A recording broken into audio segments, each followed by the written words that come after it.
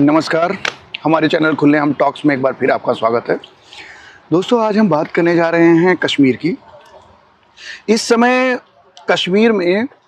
जैसे कि जो लोग 91, 92 जेनोसाइड जो भी हुआ था, उसमें से जितने भी लोग कश्मीरी हिंदू वहाँ से कश्मीर से भगाए गए थे, जो उनको मार दिया गया था या उनके यहाँ उनकी वहाँ बहन बेटियों का जो रेप हुआ था, अभी कई सालों से जो है वो लोग जो है एक तरह से रिफ्यूजी कैंप में रह रहे थे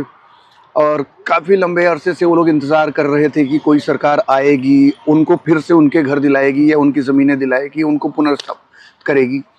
तो उस मतलब कि अभियान के तहत अभी सरकार ने सारे के सारे जो भी हैं लोगों को मतलब ये वहाँ पे फिर से उनके घर, फिर से उनकी ज़मीनें वापस दिलाने का जो है प्रक्रिया शुरू की है। तो इस प्रक्रिया के दौरान सरकार को जो अड़चनें आ रही है, सरकार ये देख रही है केंद्र सरकार की वहाँ पे जितने भी मतलब लोगों ने ज़मीन कब्जा कर ली है, उन्होंने मतलब एक पेपर बना के रखा हुआ है और वो ये दावा करते हैं कि ये हमने इनको ये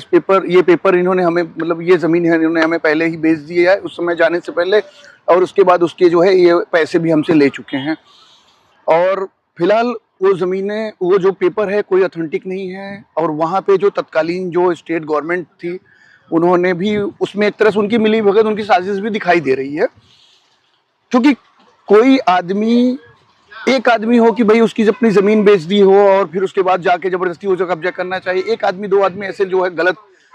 मतलब मानसिकता, गलत विचार है, गलत जो है हो सकते हैं, बट सब नहीं हो सकते। और हर आदमी के साथ जो लोग जो है कश्मीर छोड़ के भागे थे उस समय, हर आदमी की ज़मीनों के साथ यही हुआ है कि उनकी ज़मीनें वो लोग हम सब जो है जो कब्जा करके बैठे हैं, वो ये पेपर दिखा रहे हैं कि भाई ये लोग ज़मीनें हमें बेच चुके हैं और उसके लिए हमसे पैसा ले चुके हैं। तो मैं सरकार से ये गुजारिश करूँगा कि पहली बात तो ये जो भी ज़मीनें देखो, जिनके जितने लोग वहाँ से भगाए गए थे, हटाए गए थे, उसके बाद उनकी ज़बरदस्ती ज़मीनें कब्जा कर ली, घर कब्जा के लिए, तो इनका मकसद यही था कि उनकी संपत्ति पे जो है कब्जा कर लेना। तो सरकार अगर इस अभियान, देखिए न्याय तो अभी हुआ नहीं, ज़मीनें वापस दिलाना, घर वापस दिलाना नहीं, ये तो न्याय है ही नहीं। जो रेप हुए थे, मर्डर हुए थे, इतने मतलब कि बेहद स्तर पे जो जेनोसाइड हुए थे, हम कहते हैं अभी उसमें जो वो लोग शामिल थे उनको सजा देने का भी मौका है सरकार के पास। क्योंकि जो लोग उनकी ज़मीनें कब्जा करके बैठे हुए हैं, आज ज़मीनें देने से मना कर रहे हैं या ज़मीनों पे दिखा रहे हैं कि हमने ये जो है इसके लिए हमें पहले से पेपर, ये कहीं ना कहीं यही सारे लोग जो है गुनहगार हैं, या इनकी एक जनरेशन पहले की जो भी है, कुछ लोग तो शायद उसमें से जीवित भी नहीं होंगे। तो ये जितने लोग भी कब्जा करके घर और ज़मीनें बैठे हैं ना, यही लोग कहीं ना कहीं गुनहगार हैं उस चीज़ के, जिन्होंने उस समय 1991 का जो जेनोसाइड हुआ था, हिंदुओं को भारी मतलब उनके कत्ल हुए थे, रेप हुए थे, तो कहीं ना कहीं यही लोग दोषी हैं। अगर सरकार